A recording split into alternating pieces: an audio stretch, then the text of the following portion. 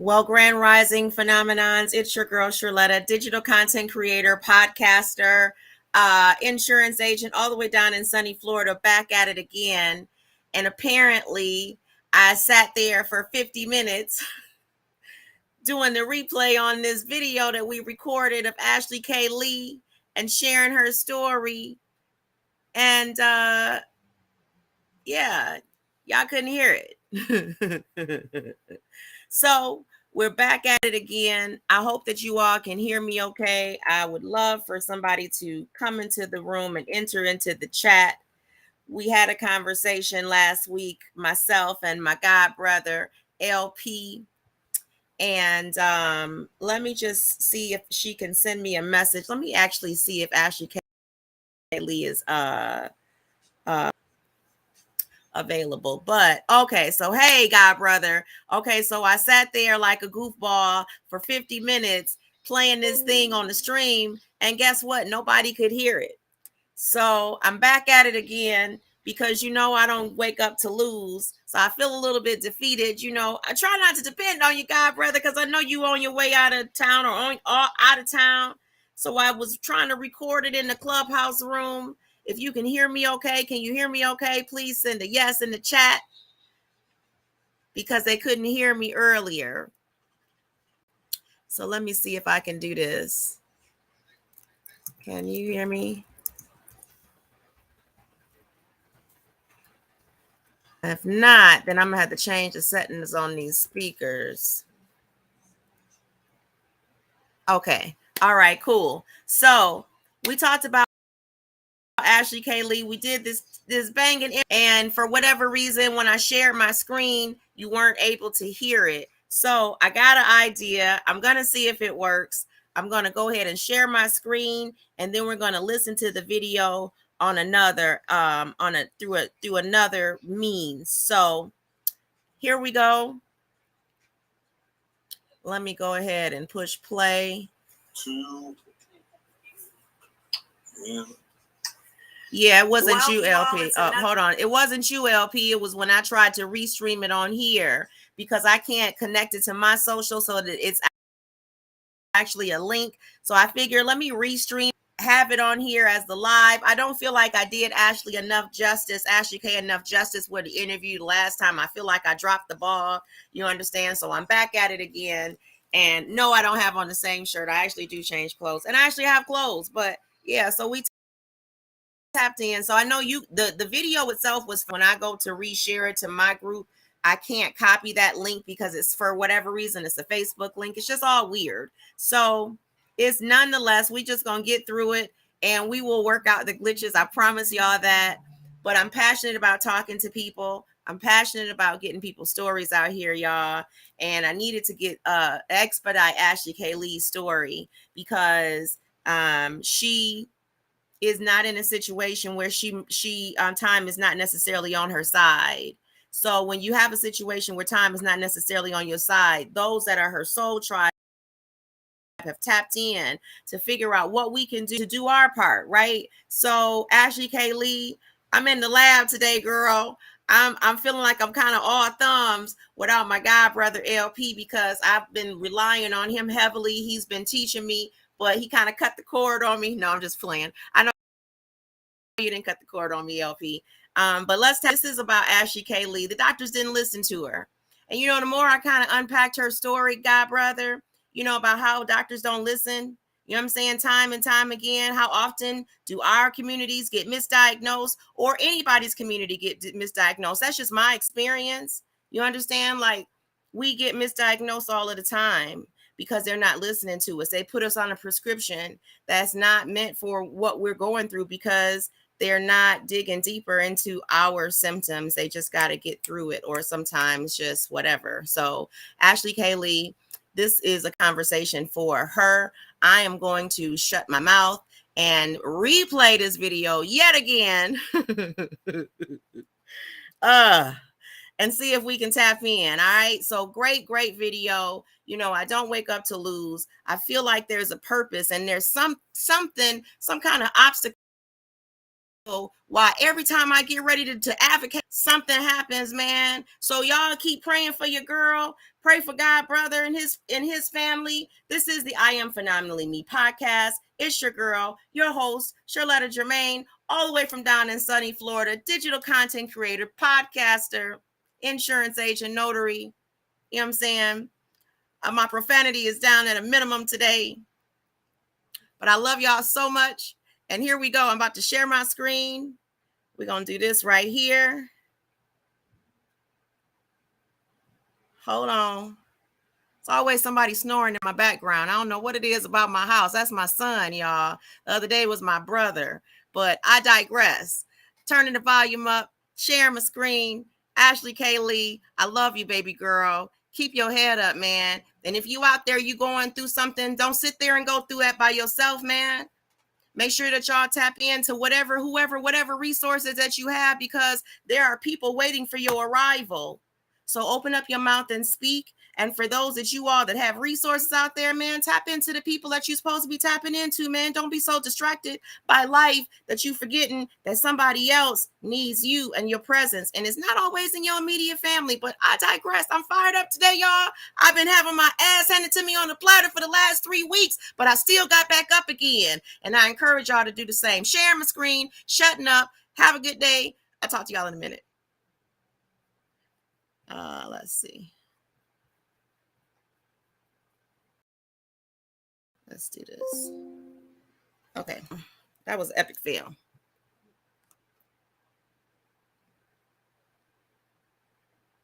And let's do this. Share. A window. Window. All right. There we go. Another exciting day here at the I Am Phenomenally Me podcast. We're going to have a power pack session today. Can y'all hear that? I'm so grateful to be talking to almost the infamous Ashley K. Lee.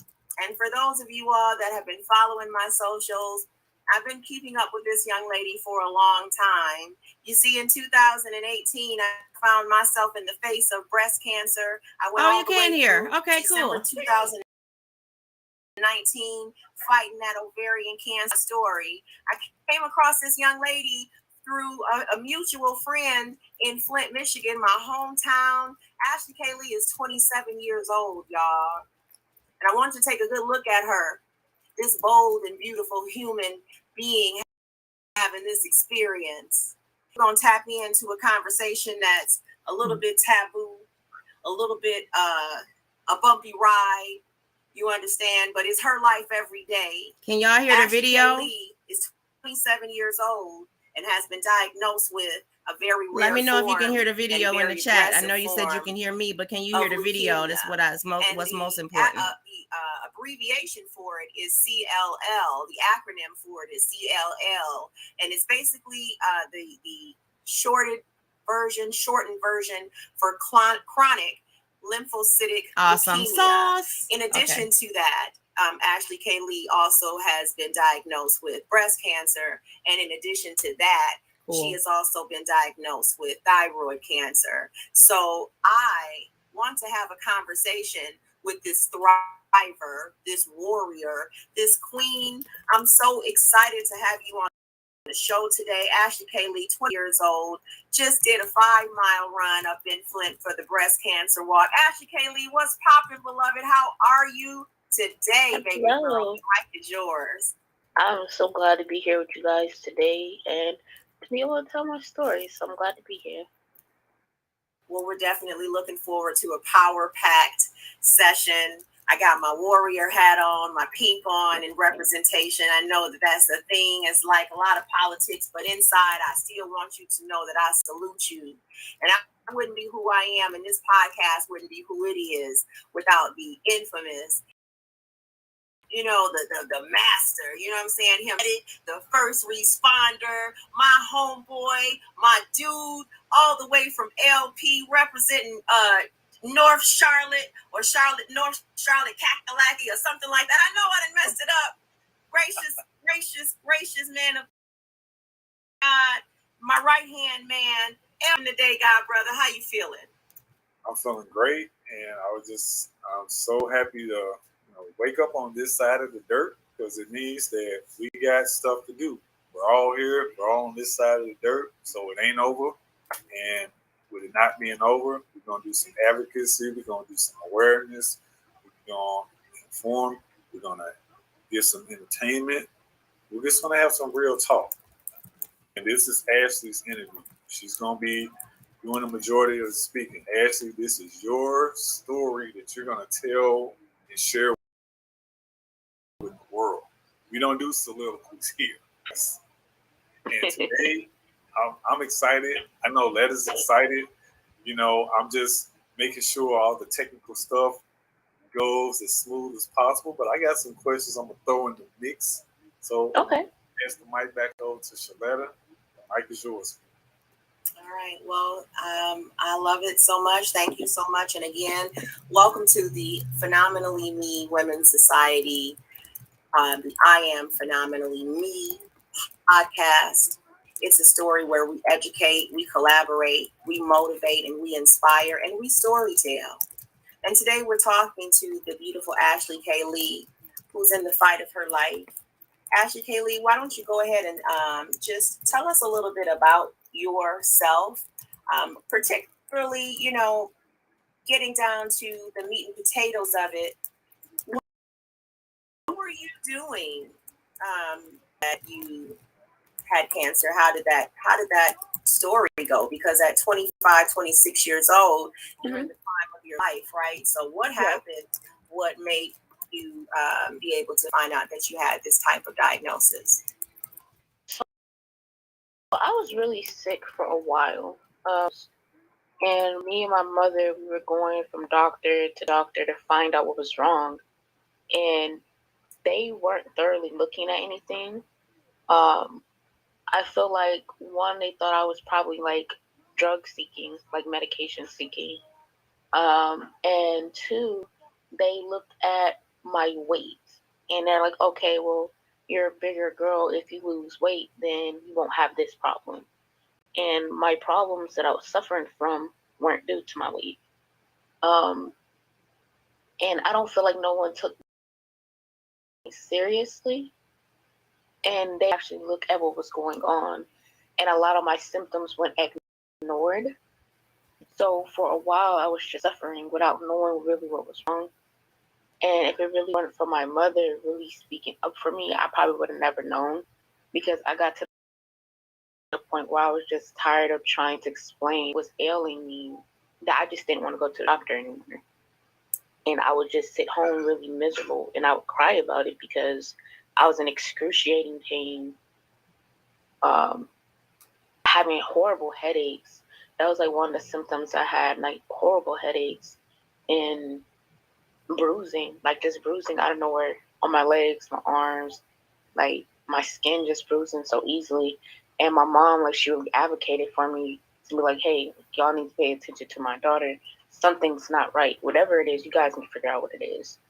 And like, I'm grateful for that, because it's no telling what could have happened if it wasn't for that. So I do want to tap into something that you said real quick, but before I ask you that, how long had you been experiencing symptoms? What was the timeline like from the time that you went through the symptoms to the time you actually got the diagnosis, and which diagnosis? I actually had symptoms well over a year or 2 years prior to getting diagnosed, and I got diagnosed with the CLL first. That's what I first got diagnosed with. And they found it in the later stages. And what I found out about CLL in general is the fact that that type of leukemia is normally found in later stages because the symptoms mirror so many other things. And so statistically, especially with my racial background, we found in the third, fourth stages, which once you get in those stages, it's pretty much they start talking about end of life care, because CLL is already a cancer that once you have it for life. it's not a cancer that's curable once you get to a certain stage with it. So they found mine late anyway. And it metabolized to my breast, and then it started affecting my thyroid. I was really hurt when I first found out about it because I felt like I was let down by the so-called people that are supposed to be taking care of me. And that bothered me for a long time. It still bothers me because I feel like they should have paid attention to a lot of things that I had going on.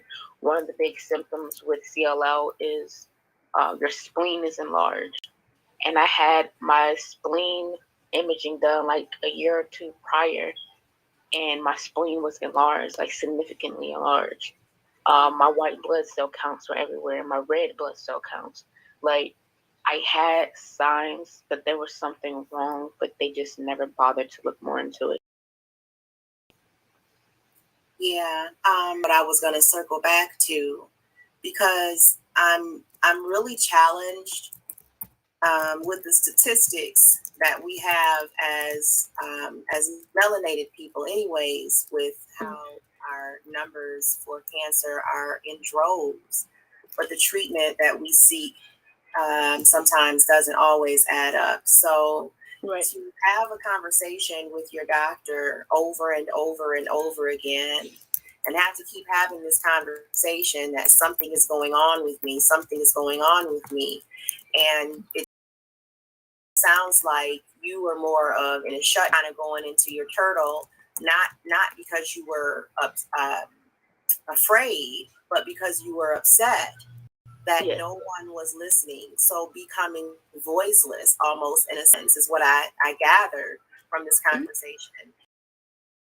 And then having your mother to advocate for you that they had found the cancer in the aggressive stages. So you were in the stages 3 or 4, it sounds like, when they found it. When they found it, I was in stage 3. I'm in stage 4 now. But when they found it, I was in stage 3, and it was already affecting like my lymph nodes. So it was already really running havoc on my body. So it just kind of pondered me of like, why was I ignored, and why did it take a doctor that looked like me to actually pay attention? Because that's what ended up happening. I ended up getting a doctor, and she looked at me and she was like, I know something's wrong. She was like, I'm going to get to the bottom of it. And at first she thought it was like lupus. So she was like, okay, well, I'm going to check for lupus. So she checked that. It wasn't that. And she was like, well, maybe you have like underlying like sickle cell issue. And I'm like, well, I never was told I had sickle cell. She was like, well, in the 90s, the tests they did were kind of flawed. So we run it again. She ran that. I have the trait, but I don't have sickle cell. And so she kind of went down this list of like different blood disorders, different immune disorders, until she hit cancer. And so she was like, well, I don't want to scare you with it, but I think this is what it may be. We're going to run a biopsy, and we're going to run a panel, and we're just going to take it from there. And when she told me, she had this look on her face like she already knew that's what it was, but she still had, run her tests and everything. And when she told me, I was surprised, but then I wasn't surprised because I was like, at least I know what it is. I'm not crazy. I haven't been just complaining about something bothering me all this time. It's nothing. She advocated for me because after a while, she couldn't do as much because she was only my primary physician. So she actually sent me to see a specialist whose specialty is like hematology oncology. And luckily, like, he is a great doctor, and he's advocated for me too, like, as best as he can. And I'm just grateful that I ran into her, because there's no telling what could have happened to me because nobody wasn't paying me any attention.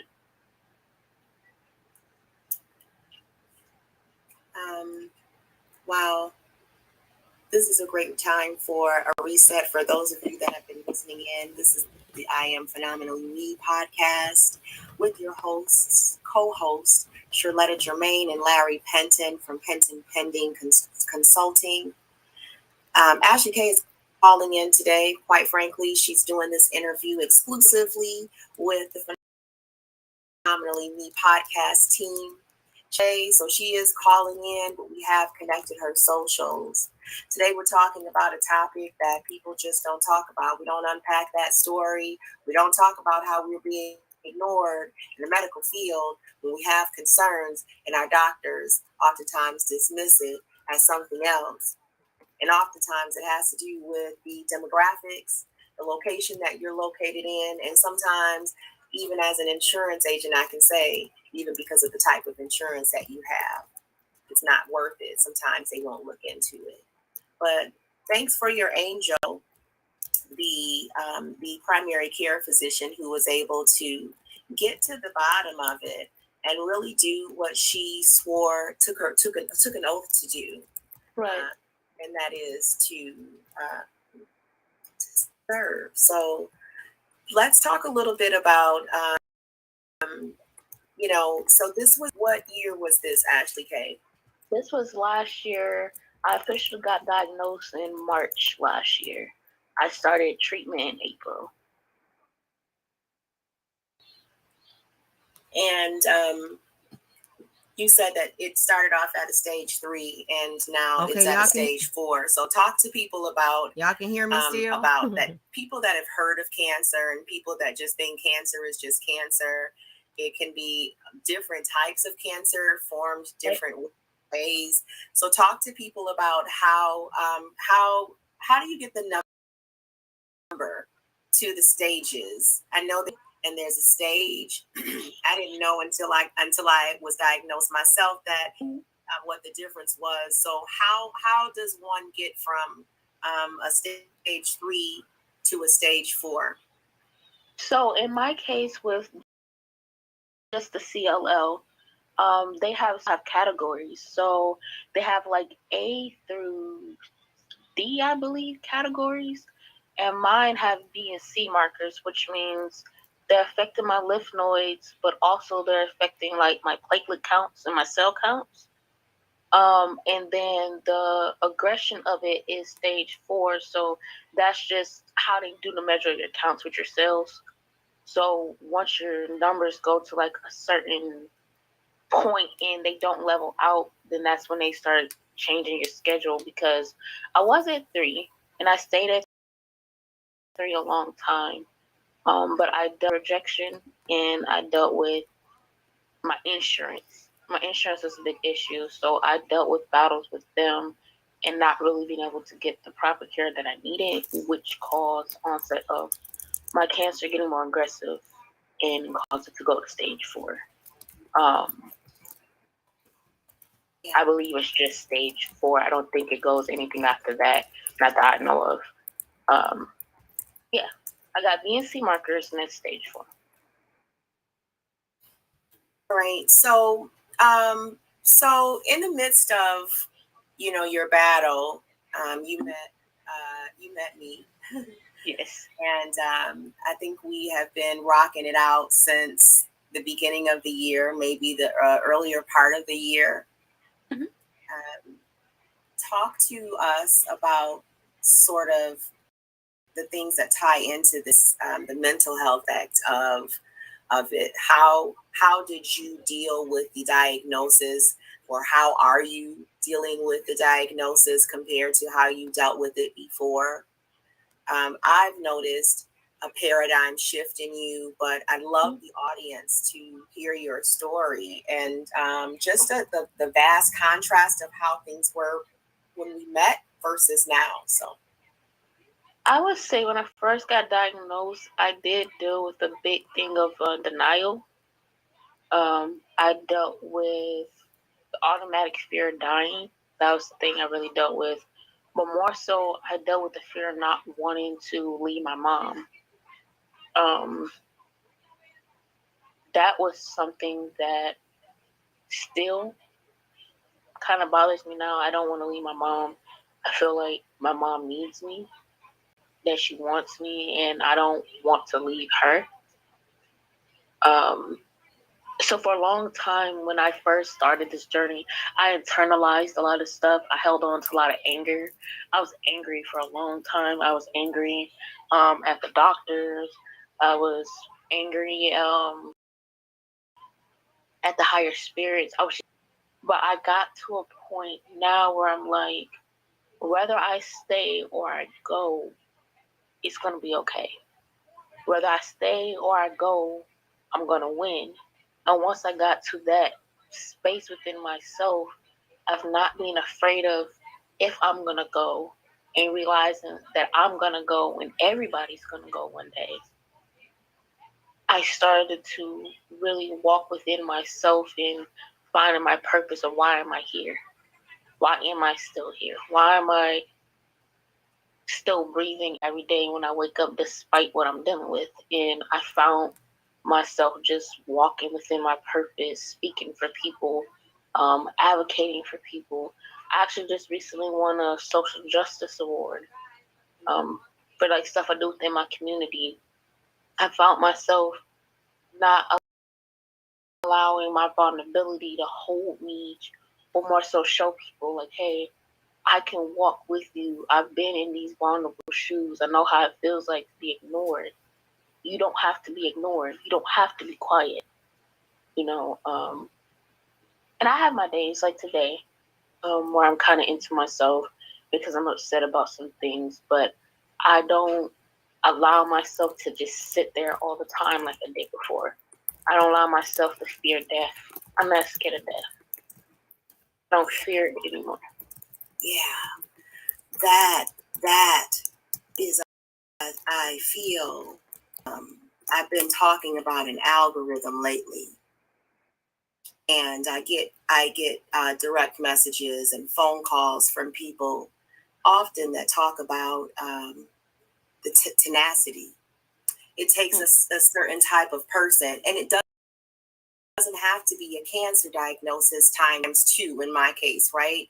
It can be any chronic illness. It can be a car accident. It could be a head injury from a fall, right? Anything that's debilitating to your quality of life as you know it can send you on a tailspin, spiritually and mentally. So being able to be in that space where you're allowing, and today I was on Clubhouse, the Clubhouse app, and I talked about, I don't even remember right now what the topic of discussion was, but I said, I want to talk to you all about the word bark. That's breathe, allow, release, and keep going. And so I feel like in the midst of you telling your story, you talked about the anger, you know, we don't talk about anger in the sense of healthy, dealing with it healthily. You know, healthy stress is there, but sometimes that cycle of grief, it has to include the anger, right? I think it's the buffer for me. It taught me that I can use it as a fuel, right? Or I could use it to consume. So Right. I chose to use that anger as fuel for my passion, and it sounds like you did the same thing. I'm definitely trying. I would say I'm definitely on the track of trying to. Yeah. You know, Ashley K is very multifaceted. Prior to this, tell the world what you were, what your life was like 2 years ago. What type of work were you doing? What type of things were you doing in the community? You know, I was heavy in like the activism, protesting, sitting, writing letters. I was really into like the poetry community because I'm a poet. So I was always doing like open mics and doing slams and just speaking, like just public speaking. I was really more hands-on involved with things.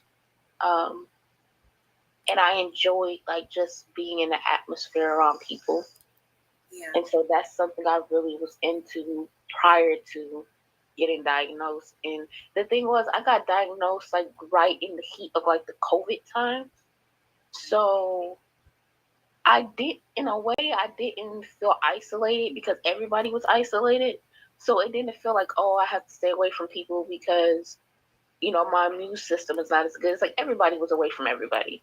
So like in the beginning, like having to be isolated wasn't so bad. But it was just the idea that sometimes I just don't have the energy to do the things I used to do anymore. I can't go out and protest and do long marches and stuff anymore. Um, and I miss doing those things. I miss doing the hands-on, like getting gritty and doing those things. I really do. But I do have people around me that will go out and do the footwork for me if I need them to. So I'm grateful, like, to have those people. Where was your focus with the activism and the protesting? Black and brown, like, human rights. So stuff like regarding like immigration, stuff to do with like the Black Lives Matter movement. The movement I was part of was more of a grassroots movement. So it's like a collective of us came together and like started our own personal movement. And we also partnered with like the Young Black Panthers. So we kind of all collectively came together, and we also were fighting and protest water crisis here in Flint, which is still an ongoing issue. But we walked like hand in hand together. They actually were trying to press charges on the protesters that protested and said that we caused damage to property in the grass, which we didn't. And like they tried to put charges on us like almost a year and a half after the fact.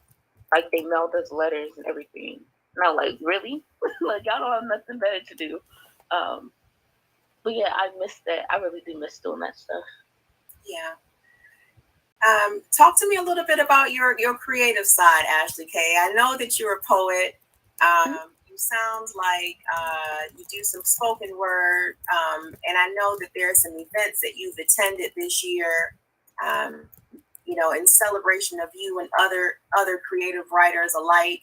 Talk to me about your poetry. What is it that draws people in, and what kind of writing style do you have?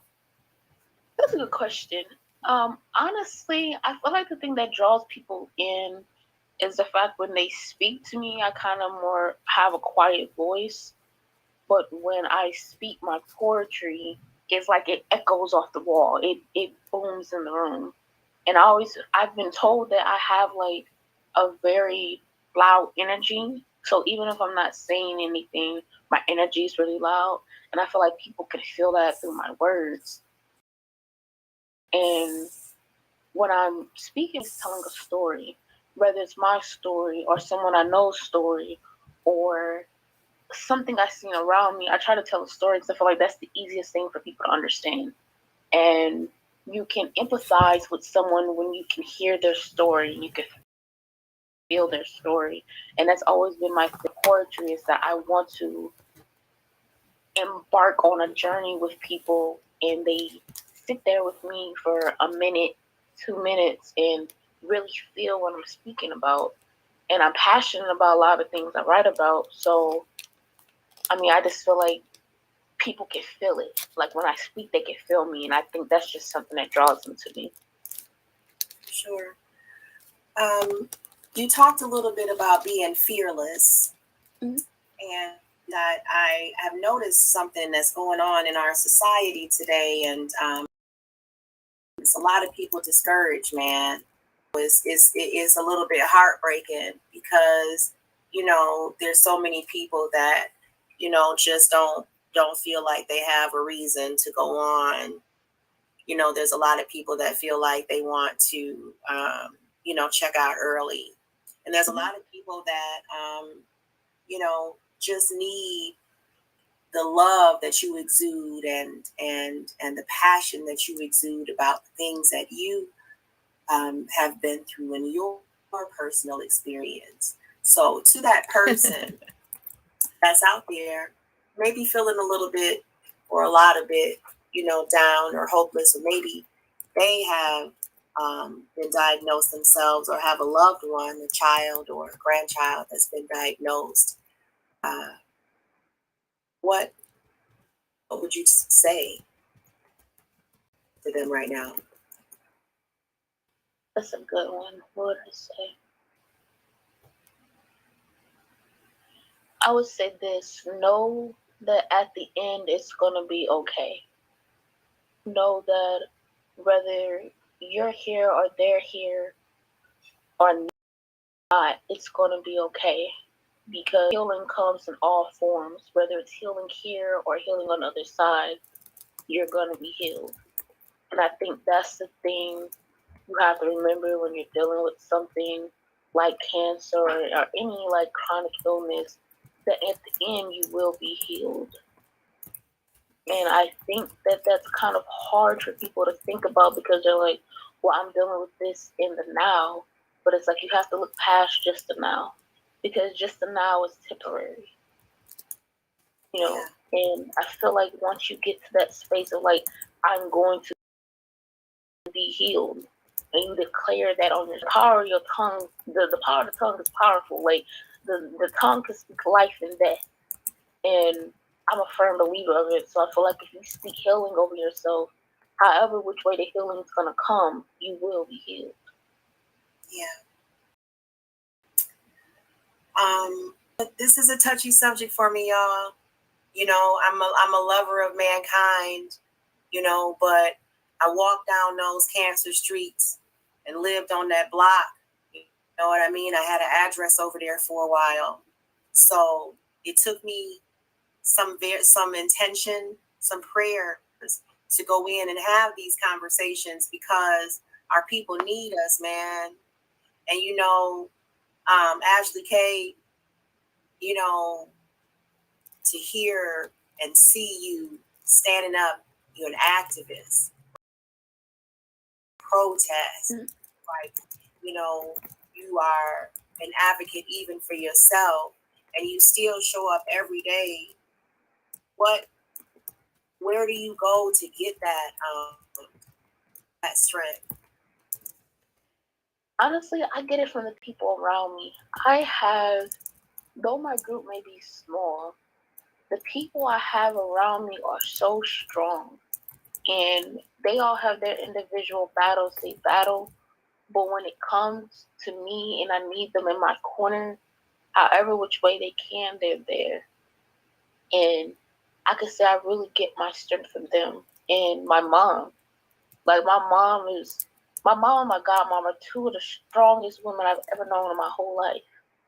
Like, and I've seen them go through some of the craziest stuff and still come out like unscathed. Like it didn't even bother them. And I want to be able to mirror that type of strength and be that type of strength one day. And they feel me when I can't fill my cup. People around me, they pour into my cup when my cup is empty. And when I try to pour into them and my cup is empty. And I think that's something that sometimes the people around us don't always do. They can see that you're empty, but they'll still allow you to keep pouring and pouring even when you're empty. And like my friend Kai, she's the type of person, she'll call me on my BS. She'll be like, you know what? You know you're not happy, so why are you acting like you're happy?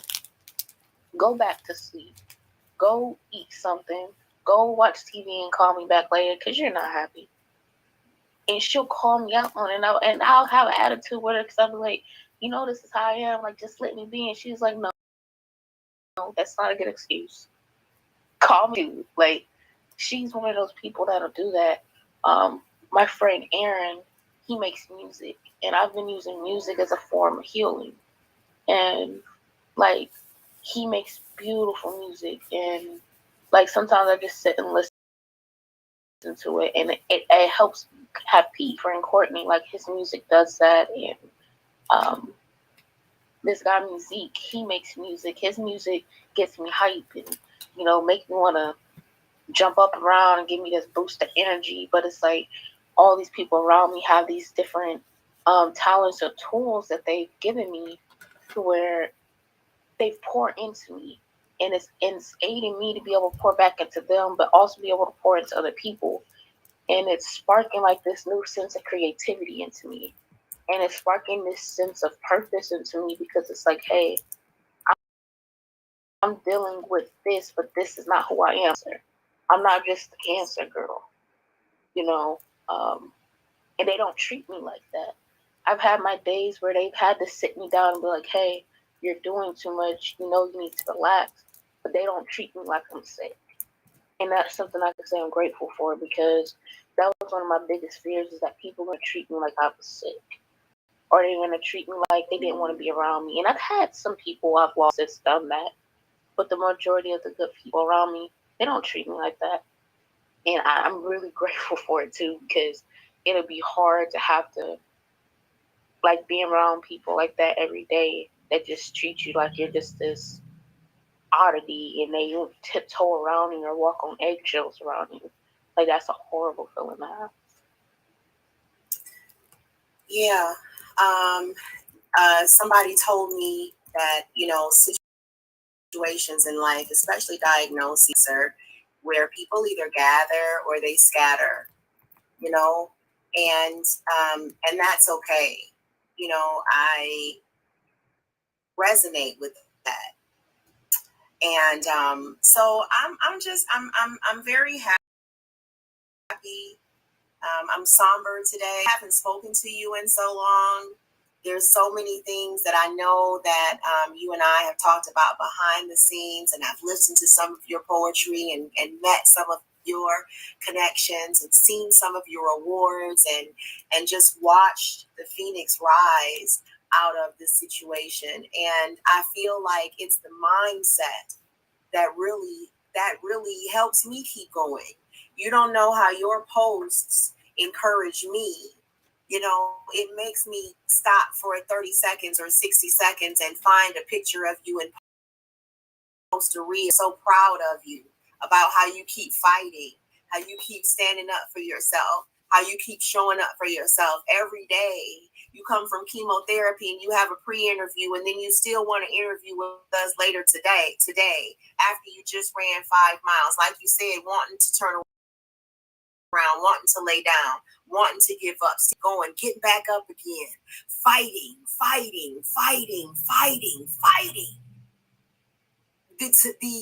The fervor in your fight it leaves me in awe, like big facts. So I want to give the opportunity for God Brother LP to come on and speak.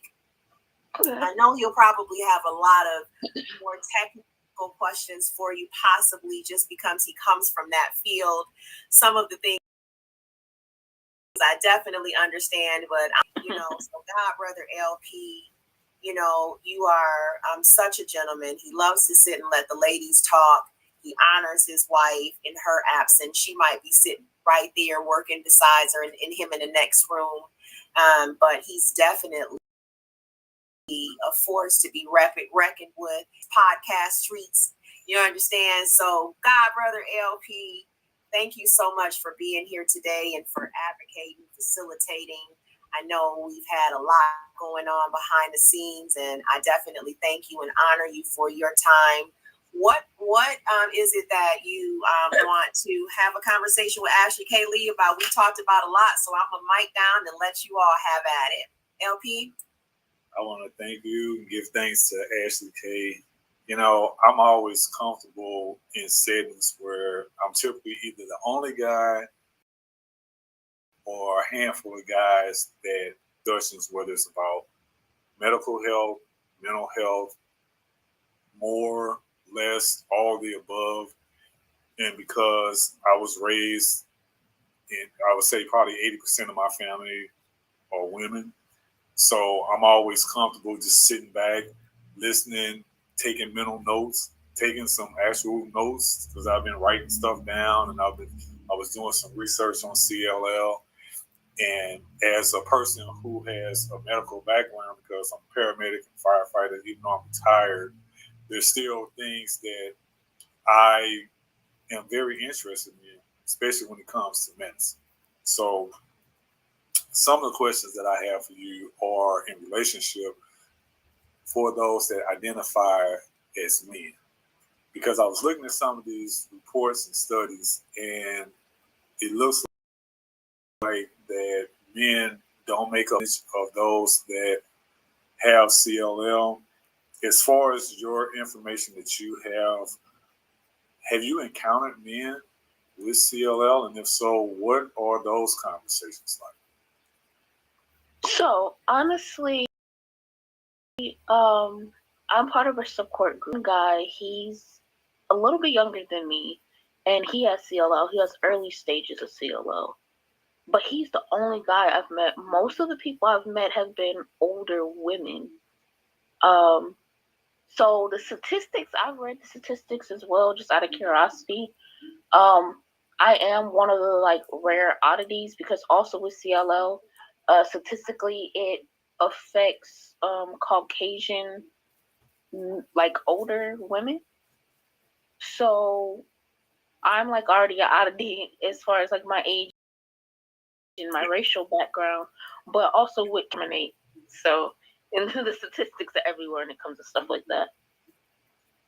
Yeah, because like a great resource for some of this information. And when I do research, I do real research. No slap to anybody or whatever.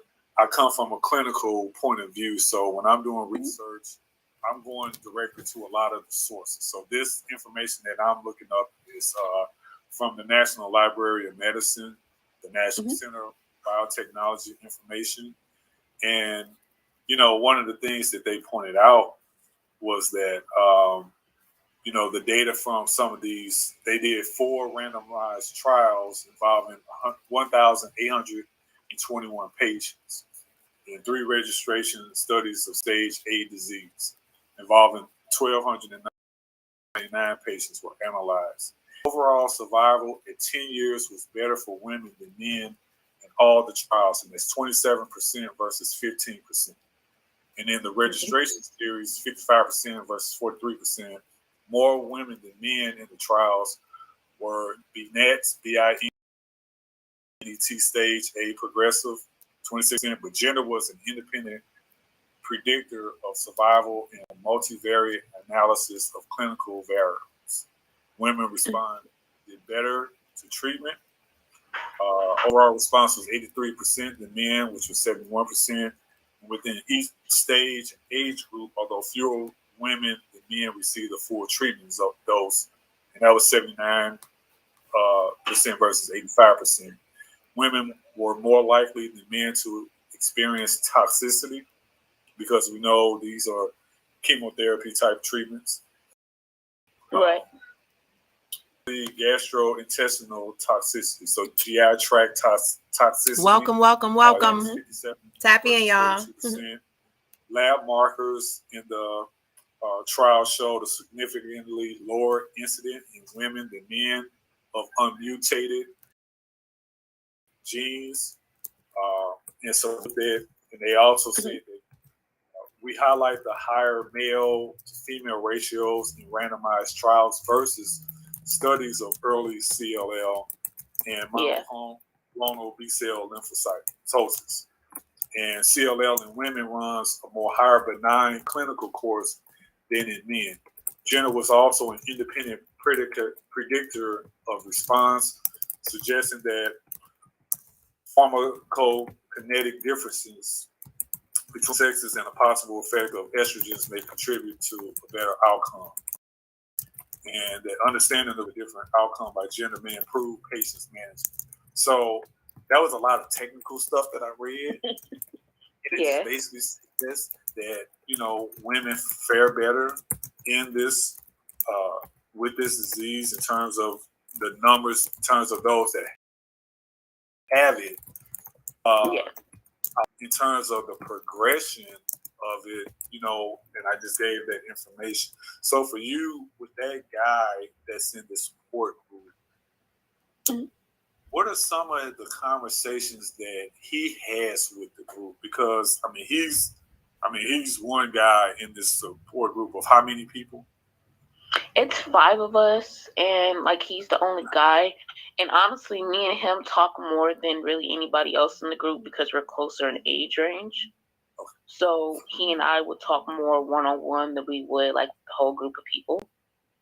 But his thing was always that his doctor never told him what would be the outcome of if he would be able to have kids, because that was something that was like really important to him. Okay. And his doctor couldn't give him any like viable information that he was aware of or knew. So that was something that I talk about, because I know for me, me having biological children is pretty slim to none, because the chemotherapy ruins like the reproductive organs and cause reproductive issues. So I know for me, that's probably not going to happen. So we would always like look into stuff as far as for him, but there's so many different studies and statistics. And then with CLL, when it's in the earlier stages, you have a lot better outcome than when it goes into the later stages. And it's really complicated when you start looking into statistics, because sometimes certain demographics you don't fit in, or you may fit in one part of the demographic but you don't fit in the other. So it gets confusing and overwhelming. And then if you have a doctor who doesn't have the accurate information for you, you kind of stuck yourself. And then I always told myself, I'm not going to Google anything I find out, because Google is automatically going to tell you, oh, you're going to die, or something's really wrong with you. So I try to try to stay away from it late when I find out. Stay away from WebMD, folks. Please. See? Do not Wait, do it to hold on a second. Hold on a second.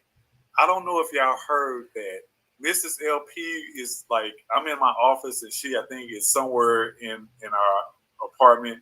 She just yelled out, hey, when I said stay off of WebMD, because Mrs. LP is a hypochondriac and she absolutely loves WebMD. So she can have a cough, she'll go on WebMD and come back to me and be like, LP, with this, ghostly look on her face, I'm dying. I'm like, what do you mean?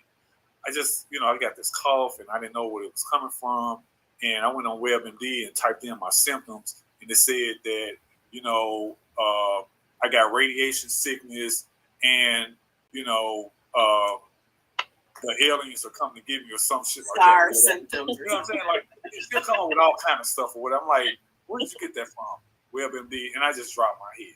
It's like I can't get her to stay off of WebMD. Like, if I could do something to like make her stop doing something that I didn't like, it would be the elimination altogether on any smart device of WebMD.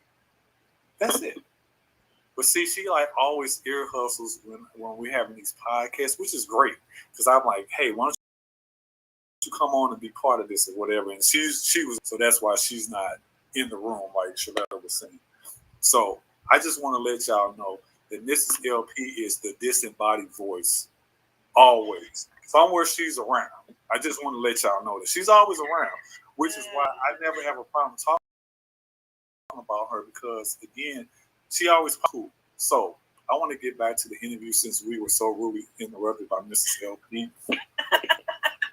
My other question is, and I, we love her. We love her. My other question is, this is October, which is a multi-shared month.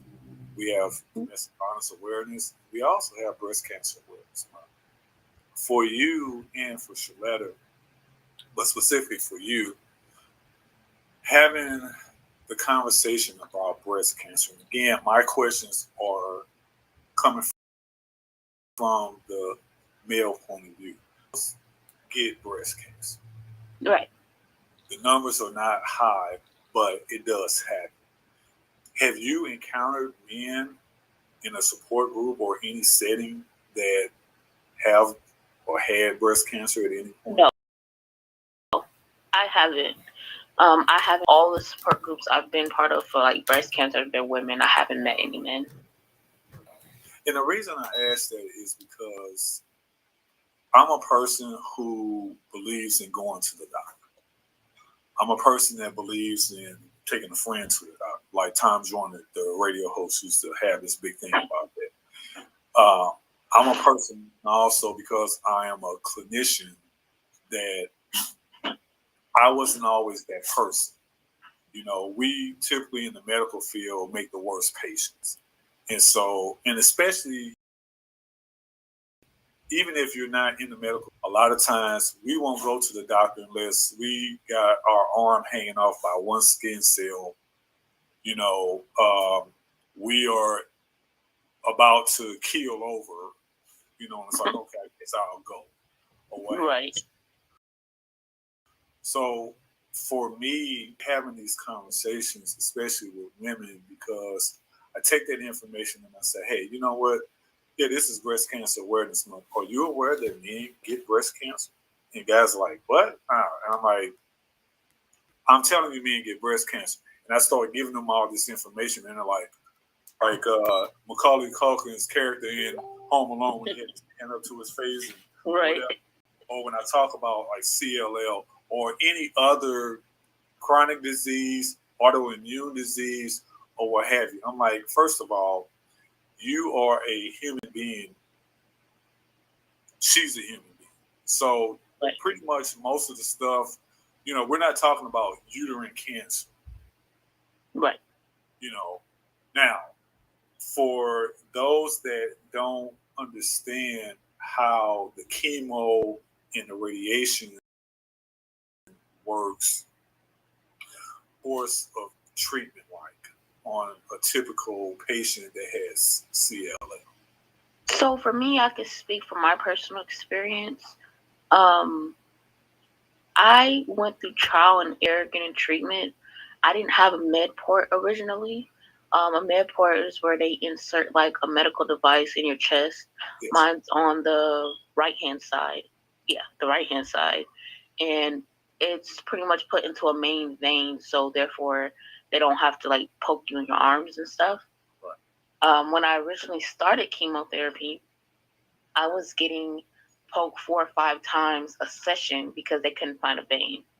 Yes. And it was getting to the point where it was causing mental trauma as well as like physically harming me, where my doctor had to advocate for my insurance to pay for me to get med port in.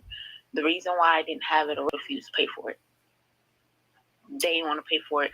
I went the first 6 months of chemotherapy without a med port. That's amazing to me, because I would think that anybody that is getting chemo on a regular basis or even radiation therapy, every patient that I've had in my 15 plus year career in EMS that had a cancer, any cancer, had a port or PICC line inserted. It wasn't just. I had those too. I had a PICC line. Right. I had one in my upper arm. Sure. And twice I had it. The first time I pulled it out on accident. I was grabbing something and it yanked out my arm. Sure. And then I had, when I went in to get treatment where they go to flush it, it wouldn't flush. Okay. So I get it removed, and that's when my doctor was like, yeah, we need to do something about getting the med port put in because it was causing me unnecessary trauma. Like my veins were blown. I have scar tissue in my hands where I can't even get poked in my hands anymore. So yeah, because you know if any of those medications were to infiltrate the skin, some of it can be causing tissue necrosis. You got hematomas. You got irritations and all kind of things medically that are just bad. And you know, our job as clinicians is first do no harm. We don't want you to be a human pin cushion. So having that chest wall port or maybe a PICC line would be so apropos. And it just is, when I hear stories from people who are patients and receive, or they had them before, some of the nightmare stories that I hear, it just bothers me. Like having to fight the insurance company to get something like that done. It's like, okay, just IV access in and of itself, by itself, to me, is not something that you want to do, especially having these treatments on a regular basis. If it's we call it a bolus, a one-time med push, that's different. But if you're getting something on a week, 2-3 times a week or more, what have you, you got to have something that's more substantial. than just an ACIV, which is in the bend of your arm or something like that. You need a port or, in minimum, a PICC lump. And so I thank you for sharing that information because, again, as a clinician, I always see a patient advocate. But the advocacy starts with the patient. You got to be your own advocate almost way more than me because you may not encounter me. You're going to always be where you are. And so having that awareness to be your own advocacy, you did that. You talked about that earlier today, how you had to find the right doctor. And that doctor had to listen to you and see you because you treat the patient, not the machines. And so I'm so thankful about being your own advocate because I want to reinforce that to anybody with any medical issue, whether it's a trauma situation, whether it's a medical situation, or both. The advocacy starts with the patient. Can't be their own advocate because of altered mental status, because of severe weakness, and the altered mental status could be unconsciousness, a state of unconsciousness. It may be their disease or their illness has gotten to the point where they're too loopy, they might be too lethargic, different things like that. That's where your health power of attorney comes into play. And so for those health POAs, I want to speak to them and say, again, once that person has this and they are of sound mind and body, it's so imperative for the patient, the health POA, and the provider to have a conversation together to say, what is the plan of action if such and such happens? Good, bad, ugly, or indifferent. Conversations in detail. I've had those conversations loosely. More so with I guess my closer friends around me. I've had those conversations with. I haven't really had that conversation with my mom, other than my dark jokes that I make to see to crack the ice with her about it. But I haven't really talked to her about it. But I do have my own plan and things written out of if the worst was the worst to happen, that I would want to have done just to make it easier on everybody choices so they wouldn't have to. Okay. And that's very important because I was interviewed last month on a radio podcast and the host, she just lost her mom. Peace be upon her eternal soul forever. And we talked about end of life from an EMS perspective. And we talked about health POAs versus POAs, power of attorneys. We talked about the difference between a DNR, do not resuscitate, or DNAR, do not attempt resuscitation order, a DNI, which is a do not intubate. So you can resuscitate, but they don't want a tube in their windpipe. We talk about all of those things, advanced directives, living wills, pros, cons, what we look for in those things, because if I show up and somebody's unresponsive, or let's say they're unconscious, because those are two separate things. Unconscious is unresponsive is we got to do chest compressions because they're not breathing in no pulse. I need to know if there is a DNR order. If somebody comes and says this patient has a DNR order, until I see it in hand and it's failing to work that person. And I bring this up because a lot of times in situations with people who have possible terminal illnesses like a cancer or what have you, those things come up in conversations. They do. They could be triggering. It could be something that people avoid. And just appreciate you having a willingness to have the discussion openly because, again, it makes it so much easier in that situation that's so gut-wrenching. So I thank you personally from a first responder and a clinician for coming onto the platform, coming onto the show, sharing your information, and being very candid on something that I know is a daily struggle. And you know what? We got you. And I appreciate it. Like just having people around me that for me is so important. It's really important that I emphasize on the fact that I wouldn't be able to do this by myself. I am advocating to get better care for myself because I do want to try different clinical trials that are not offered at my current physician's office. So a lot of stuff I will have to pay out of pocket. I pay medication out of pocket now.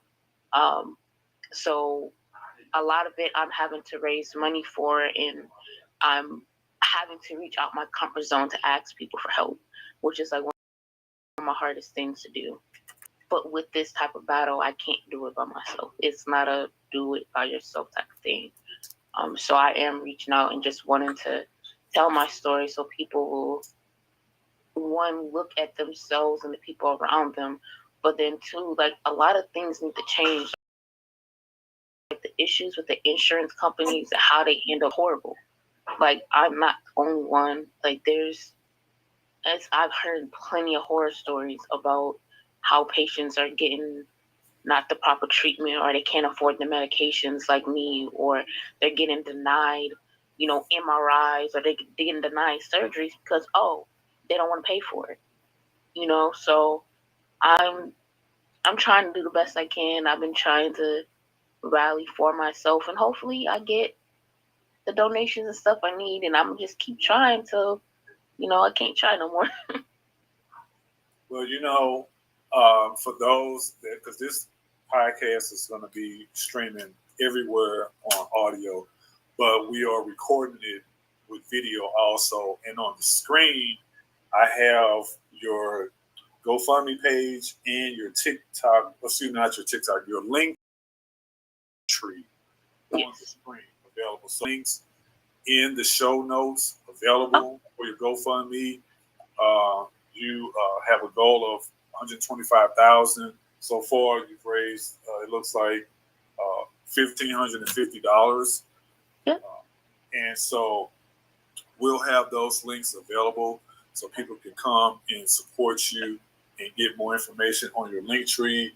You have links to your YouTube page where you post some videos on that. And you also have an Amazon wish list that people can visit and support you on. Also, free, available to anyone that wants to support you. And so I'm going to pass the mic over back to Shaletta because I don't have any more questions because Mrs. LP hates, because here's the thing that I got to tell you about Mrs. LP also. A lot of times, it's in like 27 parts. And so she hates that. So I have scaled and trimmed and streamlined my questions. So I want y'all, the next time y'all talk to Mrs. LP, to please do your brother a favor and give me props for that. Because she won't give me props for that. She don't think that I do. So I just ask you, the next time you run into her on the phone and or in person, you let her know, you know what, LP did such a great job on the podcast. He had one question, 27 parts, but he only asked me like 3 parts.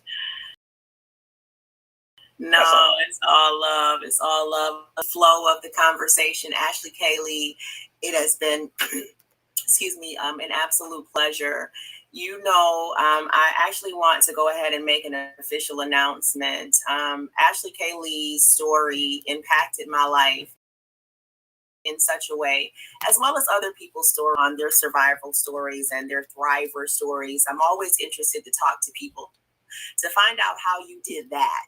Like, how did you overcome that, right? But in 2021, I actually launched Phenomenally Me Women's Society Incorporated with the forethought that I wanted to have a soul tribe to come together to advocate for the voiceless, because I appreciate all of the other people that are available as far as donations and donors and whatnot. But I feel that Shirletta's perspective, when I was going through cancer, I had a soul tribe, but there's so many people that don't have a soul tribe that have to still come up with that copay, that still have to come up with the prescription copays for the prescription, and the doctor's office copays and the monthly premiums and the deductibles and the surgical out-of-pocket expenses.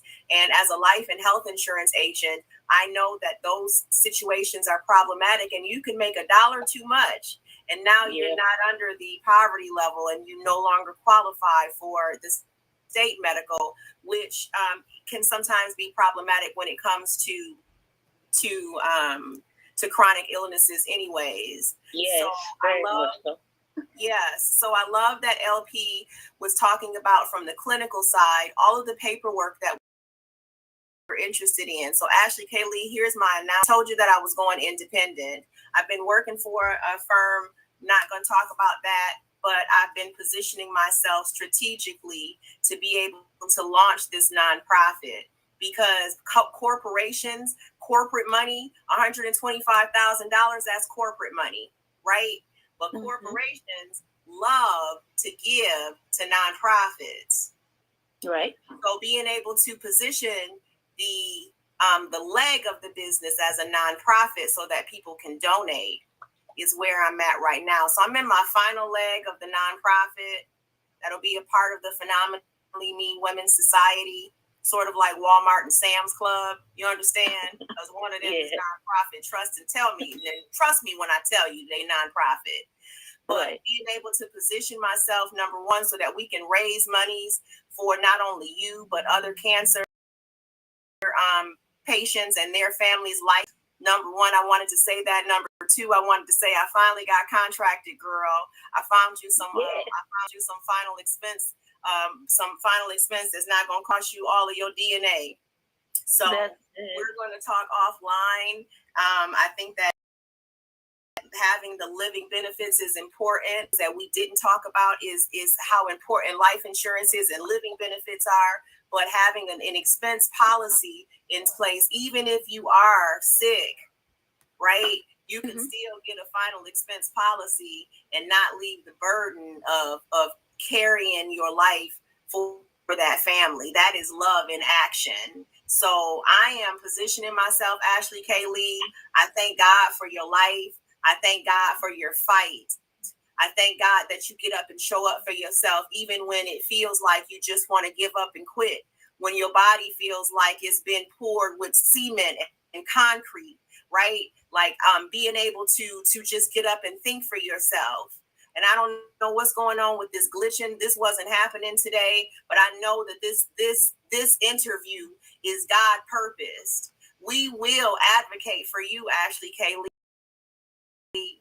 We stand in the gap for you and others, because somebody needs to know that there's someone out there that cares. And I say this all of the time: kindness changes everything. Sometimes it don't cost your dollar. Sometimes it might cost your time. So take your time and pour your seeds into other people, and let's go through this thing called life together. Because you know what? We got one shot, right? Yes. Up in St. Louis today, somebody buried their baby. Somebody buried 3 people today at that school, right? Yep. We get one shot at life, man. So let's go through this thing called life together. Let's do it intentionally. Let's open up in our minds and expand, because we're not going to be in this dash forever, right? That moment of inception when you came in this earth, and that moment that you depart from this body, that dash, we're here to make that dash bright. So Ashley K. Lee, I give you flowers, baby girl. I say show up for yourself. You're not battling 1 but 3. You know what I'm saying? And every day you have to get up and war within your body. Hopefully Social Security has given you your disability. If not, let us help you with that. But I thank you. I'm so honored to be able to speak with such a powerhouse, man, such a warrior, such a thriver. You give me life, Ashley K. Lee. I keep saying that, but I mean that so intentionally. I hope you feel that. You give me life. You give me a reason to fight, because at 27 being diagnosed, At 27, I didn't have children. I wasn't married. You understand? So at 27, had I been diagnosed, I don't know if I would have had a reason to fight. You know what I mean? But you found a reason within yourself to fight and advocate and be a voice for the voiceless and stand up to yourself and say, hey, we ain't taking this laying down. Whether I go or whether I die, I still win. When I love you, Ashley Kaylee, thank you so much for spending this time with me today. It was a pleasure. It was an honor. LP, if you could just do us a solid and tell us how to reach her on her socials again so that they can see that. If you all, and I just gonna shut up because, like I said, this is something that could go on forever. But out of respect for your time, I want you to get your rest. We will advocate for you, Ashley Kaylee, and others like you. I will drop the name of that nonprofit organization when it's time. It was literally placed in my lap. I didn't have to do really too much of nothing. The lawyers and everything is in place. It's ready to go. Okay, so all I got to do is try to figure out how to make this announcement and get this fourth quarter money. So we can get money, girl. I love you so much. Actually, this has been the I Am Phenomenal. We got your banging hosts, LP in the building, the clinical fire medic consultant, you know what I'm saying? All things clinical, first responder in life, in real life and in the spirit. And on my team, we had the phenomenal, the mastress, the glorious, the gem herself, Ashley Kaylee. 27 years old, battling 3 types of cancer, gets up and walks for herself, is still an activist, is still doing things to poetry and spoken word and breast cancer walks and all of this other stuff. And so I say, well, you understand? She make you want to run a mile, but I'm going to run to this bed. You know what I'm saying? I need a nap. I'm getting old, y'all. I love you so much, Ashley Kaylee. Thank y'all so much, LP. I'm out, y'all. You got anything to say? The mic is yours. LP out.